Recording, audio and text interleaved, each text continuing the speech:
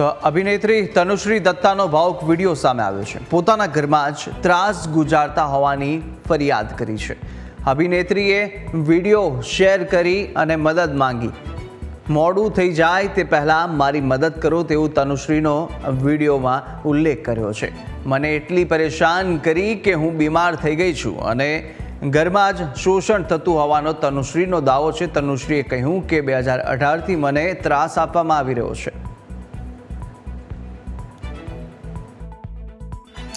Guys, I'm being harassed in my own home. मुझे मेरे ही घर में परेशान किया जा रहा है. I just called the cops.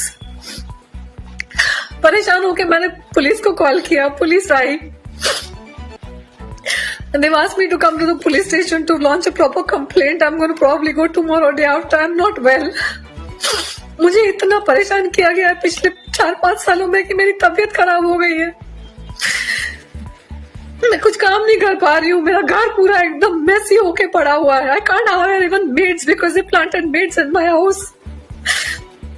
And I had such a bad experience with maids coming in and stealing and doing all kinds of things. I have to do all my work.